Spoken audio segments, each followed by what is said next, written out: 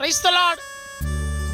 இந்த வியாழக்கிழமை இந்த மாலை வேளையிலும் நம்முடைய யெகோவா பேங்கிங் லோன்ஸ் பயணங்களோடு ஆண்டவராகிய இயேசு கிறிஸ்துவனுடைய 958வது கர்த்தருடைய சத்தியம் 959th call in the name of Lord Jesus Christ. Today's topic is Proverbs 21 verses 30.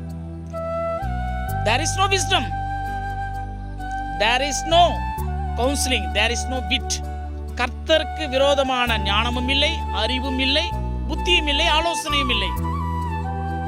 Against the Lord, கடவுளுக்கு விரோதமான இந்த உலகத்தில் ஒண்ணுமே செய்ய முடியாது. இந்த உலகத்தில் ஒவ்வொரு மனிதனும் கடவுளுக்கு விரோதமான தீங்கான காரியங்களை செய்கிறான். அவனுடைய புத்திசாலித்தனத்தை பயன்படுத்துகிறான், அவனுடைய ஆலோசனையை பயன்படுத்துகிறான். ஆனாலும் கடைசியில் ஒரு நியாய தீர்ப்புக்கு தண்டனையை அவன் அனுபவிக்கிறான். எப்படி முடியும்? ஏன்னா எல்லாவற்றையும் தேவனாகிய கர்த்தர் நியாய தீர்ப்பில் கொண்டு வந்து நிறுத்திடுவார். நீ ஒன்றுமே பண்ண முடியாது கடவுளுக்கு விரோதமாக. ஒரு 3 உண்மை சம்பவங்களை நம்ம பார்க்கலாம். பரலோகத்தில் நடந்தது, ஏதேன் தோட்டத்தில் நடந்தது, இந்த பூமியில் நடந்த ஒரு உண்மை சம்பவம். பரலோகத்தில் நடந்தது.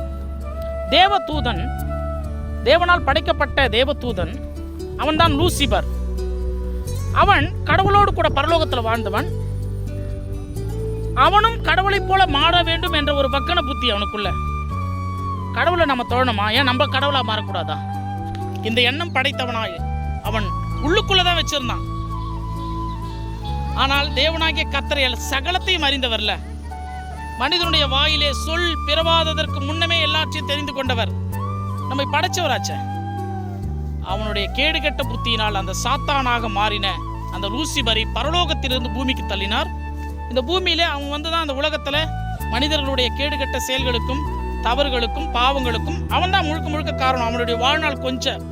அவனை அடியோடு எப்போ இயேசு கிறிஸ்து இந்த பூமிக்கு வந்து நியாய தீர்ப்பு செய்து அழிக்கிறாரோ அன்னைக்கு தான் எல்லாருக்கும் பரிபூரண விடுதலை. அது வரைக்கும் நிறைய தவறுகள், குற்றங்கள், பாவங்கள், சோதனைகள், கேடுகள், நோய் நொடிகள், அக்கிரமங்கள், வேதனைகள் எல்லாமே கர்த்தருடைய பிள்ளைகளுக்கு அதிகமாக இருக்கும் உலக ஜனங்களை காட்டிலும். ஆகவே அவனுடைய அந்த ஞானத்தை அங்கவே அறிந்து அவனை தள்ளிட்டாரா?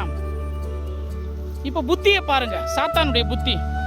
ஏதேன் தோட்டத்தில் கடவுள் சாப்பிடக்கூடாது என்று சொன்ன அந்த கனியை அவனுடைய புத்தியினால், அவனுடைய தந்திரத்தினால் ஏவாளை சாப்பிடும்படியா ஏவினான். உலகமே, மனுக்குலமே பாவத்தில் விழுந்தது. கர்த்தராகிய இயேசு கிறிஸ்து இந்த பூமியிலே மனிதனாய் வந்து நம்முடைய பாவங்களுக்காக அவருடைய சொந்த சரீரத்தின் இரத்தத்தை சிந்தி, அவருடைய தலையில் முள்முடி சூட்டி, ஈட்டியால் அவர் மார்பிலே குத்தி, விலாவிலே குத்தி, இந்த உலகத்தில் அக்கிரமங்களை நமக்காக சுமந்து கொண்டு பாவமே இல்லாத மனுக்குலத்தை பரலோகம் போகும்படியாய் தகுதி படைத்து ரட்சிப்பை கொடுத்தார். அதனால தான் எல்லாரும் இயேசு கிறிஸ்துவை ஏற்றுக்கொள்ளப்படும் பொழுது மனிதனுடைய பாவங்கள் மன்னிக்கப்பட்டு அவன் இந்த பூமியில பரிசுத்தமாக கூடிய ஒரு வழியை கர்த்தர் காண்பித்து போய் கொண்டிருக்கிறார். ஆகவே அந்த சாத்தானுடைய புத்தியையும், பாவ உலகத்திலே மனிதன் வாழ்ந்து எல்லாரும் நரகத்துக்கு போகணுன்ற ஒரு எண்ணத்தை அவன் செய்த புத்தியை கர்த்தர் அவமாக்கிட்டார்.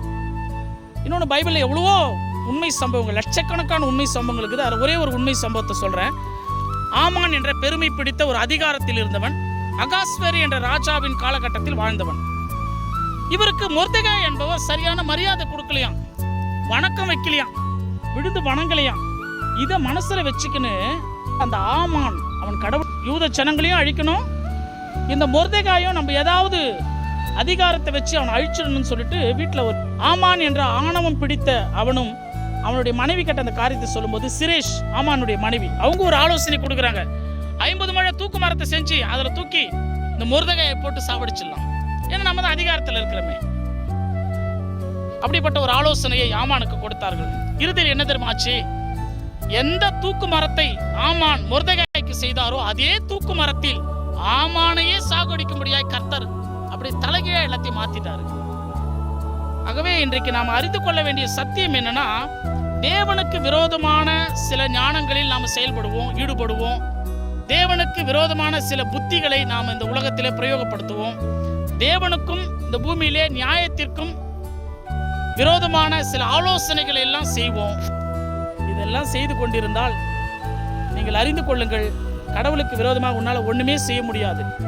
சகலத்தையும் படைத்தவர் பார்த்து கொண்டிருக்கிறார். நியாய தீர்ப்பில் எடுத்துட்டு வந்து ஒரு நாள் நிறுத்திடுவார். ஆகவே கர்த்தருடைய ஜனங்கள்லாம் கர்த்தருக்கு பயப்படுதலே ஞானத்தின் ஆரம்பம். இயேசு கிறிஸ்து சகலத்தையும் படைத்தார். அவர் ஒருவரே சர்வ வல்லமை படைத்தவர் என்று அறிந்து கொண்டு கடவுளுக்கு உட்பட்டு பயத்தோடு வாழ்வோம். கர்த்தருடைய அறிவு, கர்த்தருடைய ஞானம், கர்த்தருடைய ஆலோசனை, இதுதான் தேவனுக்கு பிரியம். அப்படிப்பட்ட மனிதர்களாய் வாழ்வோம். கர்த்தர் நம்மை ஆசீர்வதித்து ரட்சித்து இந்த பூமியிலே மென்மேலும் உயர்த்துவாராக. நாளைய தினத்தில் வேறொரு அப்பாயின்மெண்ட்டுகளோடு கர்த்தருடைய கிருபையினால் அடுத்த தேவ செய்திகளோடு சந்திக்கும் வரை நான் உங்கள் காட் சர்வன்ட் சகரியா சதீஷ்குமார்.